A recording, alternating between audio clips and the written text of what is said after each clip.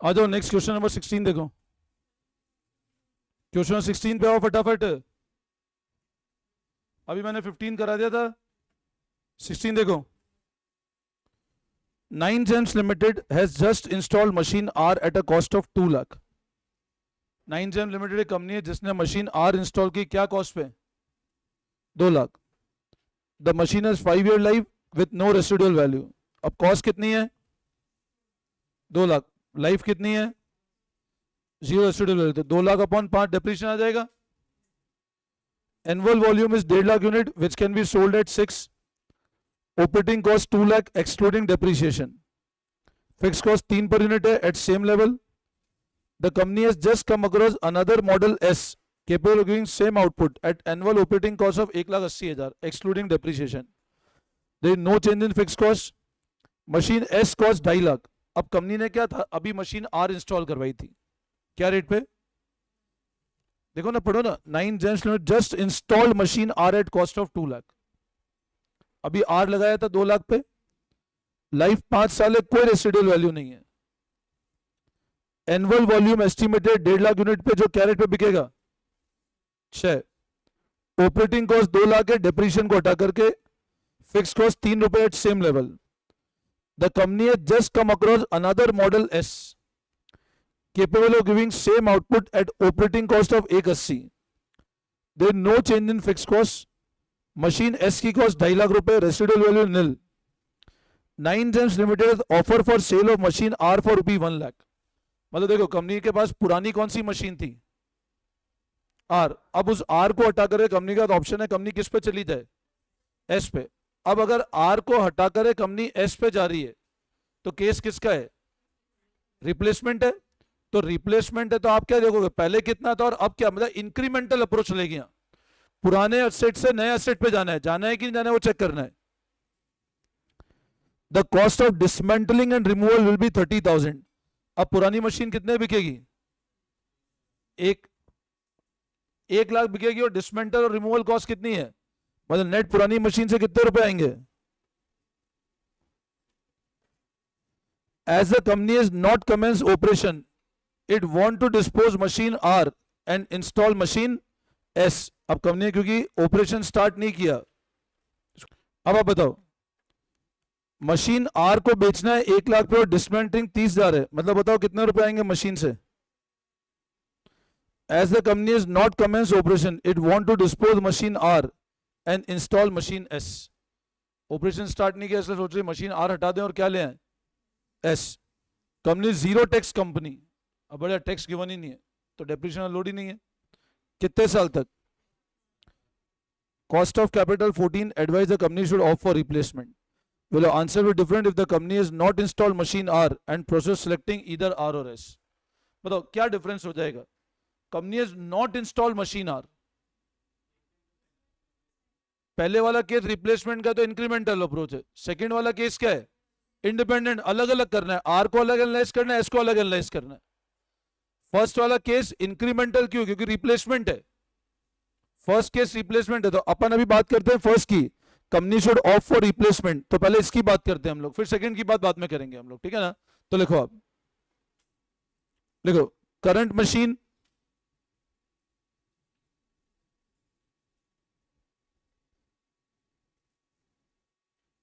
Are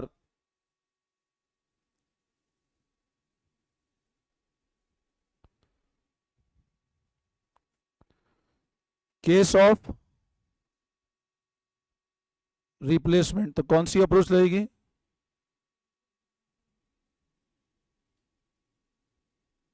incremental approach. अब incremental, सब चीज इंक्रीमेंटल, तो लिखो incremental zero year cash outflow.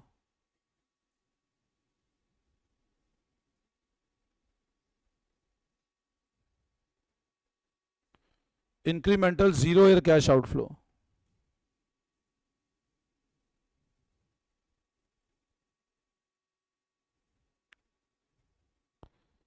अब बताओ बेटा, मशीन एस कितने की है? कितने की machine S? Machine S cost 2.5 lakh, दिख रहा है? तो cost of machine S 2.5 lakh. और less sale value of machine, इसको हटाएंगे तो किसको रखेंगे, सॉरी इसको लेंगे किसको बेचेंगे, मशीन आर 1 लाख में बिकेगी और 30,000 रिमूवल कॉस्ट है, मतलब नेट 70,000 ही आना है।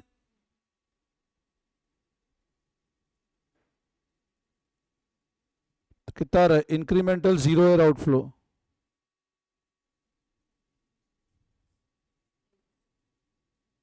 पी फैक्टर 1 ही चलेगा, इस पे पी फैक्टर 1 ही चलेगा, इंक्रीमेंटल।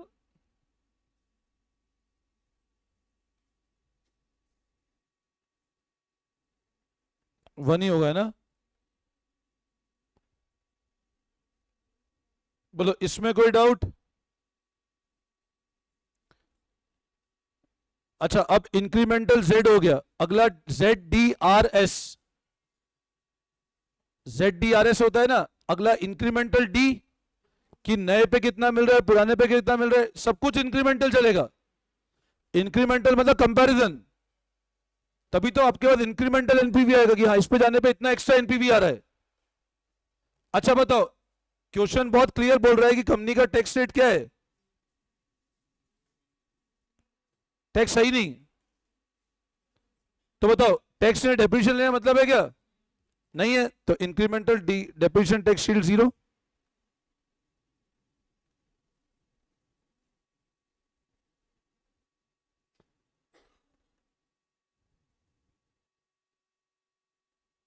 सिंस नो टैक्स, ये क्लियर है।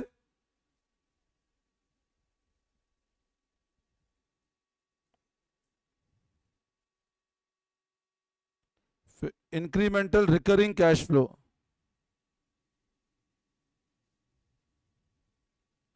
incremental recurring cash flow.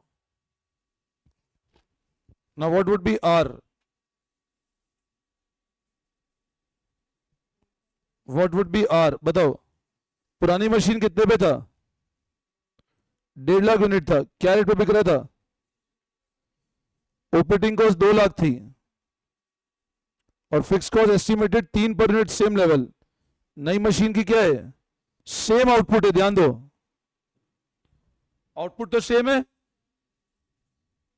Operating cost कितनी हो जाएगी,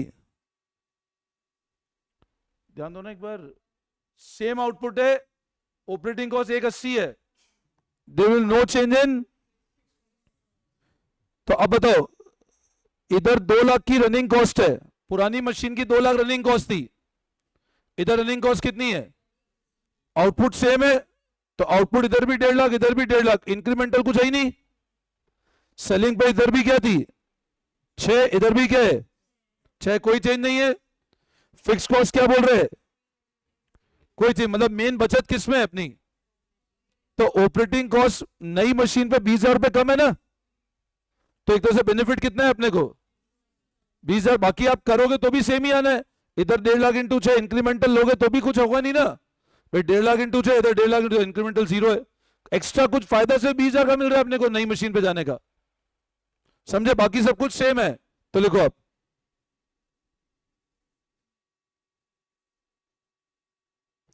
रनिंग कॉस्ट आर की 2 लाख,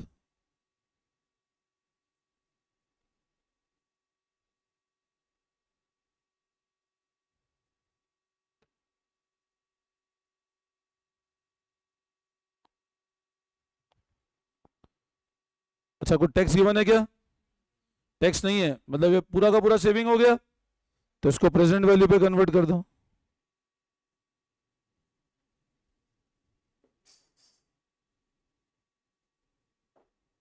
क्या रेट है,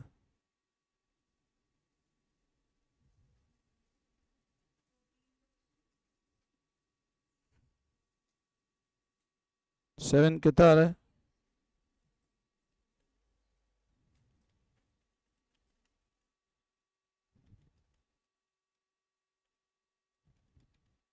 $4.288,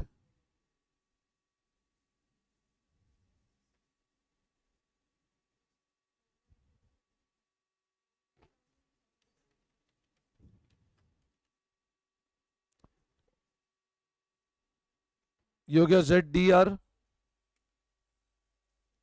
85,000 टू 760 आ रहा है। अब ZDR हो गया, नेक्स्ट क्या होगा? इसकी रेसिडुअल निल है, इधर है कोई रेसिडुअल वैल्यू? कुछ भी गिवन नहीं है, मतलब ऐसा ही नहीं है इसमें। तो इंक्रीमेंटल साल्वेज कुछ भी नहीं है।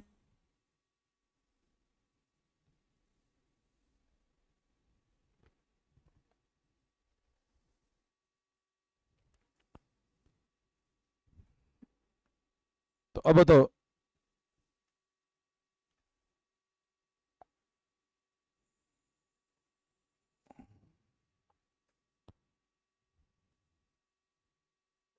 ये इंक्रीमेंटल जीरो आउटफ्लो है,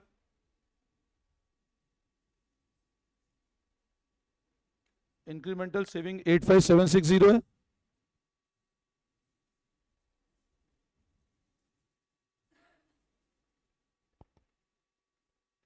ये आउटफ्लो, तो ये क्या आ जाएगा आपका?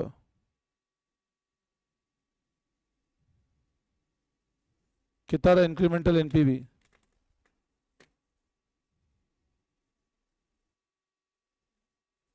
94240 नेगेटिव आ रहा है। तो सिंस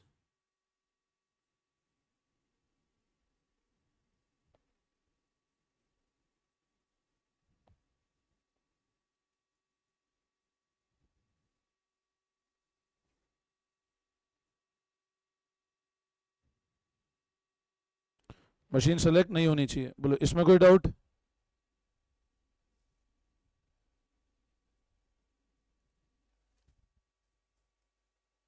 वापस समझाओ ये वाला।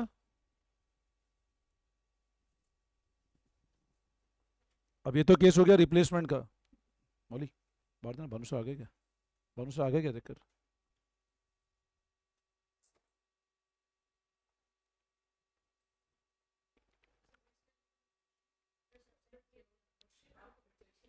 हाँ, इंक्रीमेंटल मतलब पुराने से नए पे गए इसलिए इंक्रीमेंटल लिया है। हाँ, अच्छा अब मान लो अगर अपन ने दोनों में से एक भी मशीन इंस्टॉल नहीं करी है, देखो इस केस में तो क्या हो रहा है, मशीन एस को सिलेक्ट क्यों नहीं करना चाहिए? क्यों? इंक्रीमेंटल एनपीवी क्या है? इसमें कोई डाउट? ये क्लियर है? अब मान लो दोनों में से कोई मशीन इंस्टॉल करी नहीं, तो क्या हो जाएगा दोनों का? इंडिपेंडेंट इवैल्यूएशन होगा। तो लिखो आप, इफ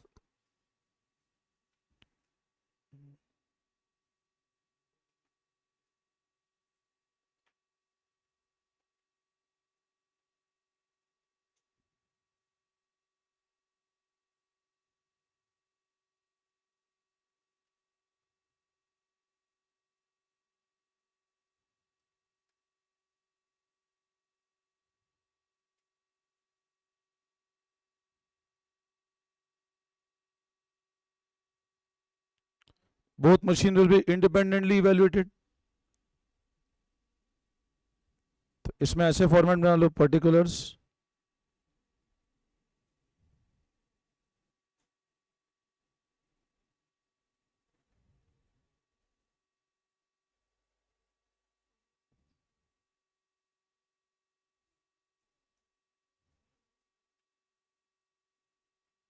अब अलग अलग इवैल्यूएट करो।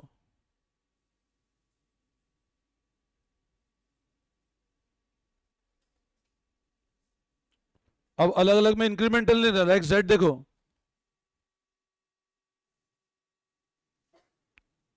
कितना बताओ? मशीन आर कितने की है? 2 लाख। Machine S 2.5 lakh.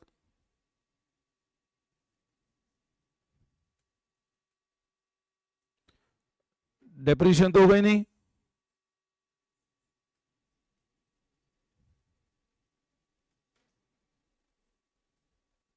अच्छा, सेल्स कितनी है?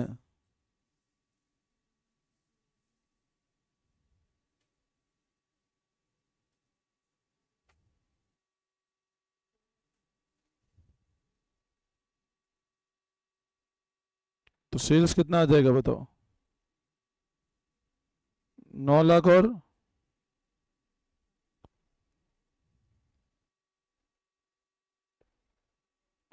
3 रुपए की फिक्स कॉस्ट है 4.5 लाख।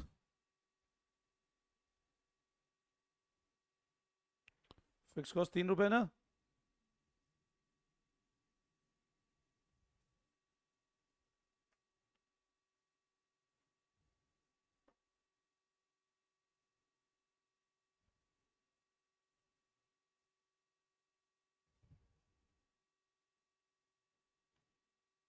तो ये कितना आता है?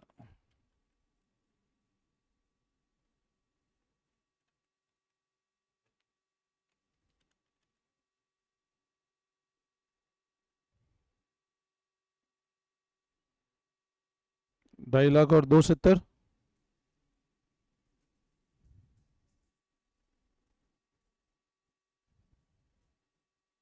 2.5 लाख को ले आओ, पी फैक्टर कितना है? 4 पॉइंट।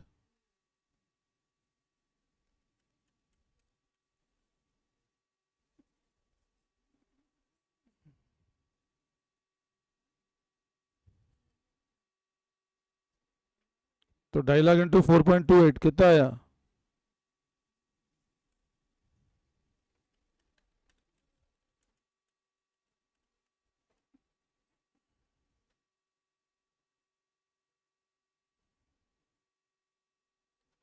ग्यारह 55,600 ये आ रहा है।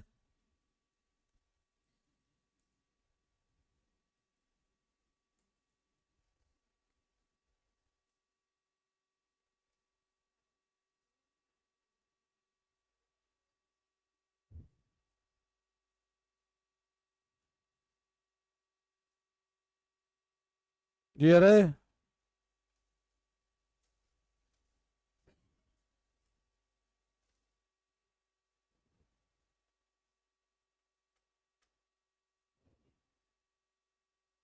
हो गया, ये आ रहा है। बस अब एनपीवी निकाल लो। सालवेज तो 0 है दोनों में। तो 10.70 माइनस 2,08,70 और 11,55,600 minus 2.5 lakh.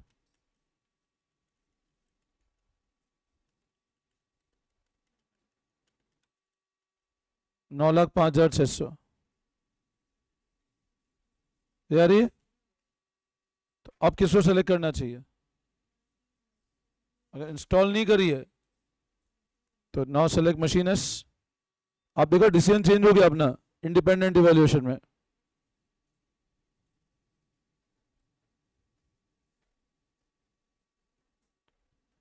Select machine S. Independent evaluation decision ही चेंज हो गया अपना। इंक्रीमेंटल और इंडिपेंडेंट में डिफरेंस।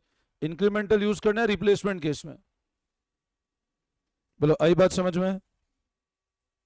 क्लियर सबको? बस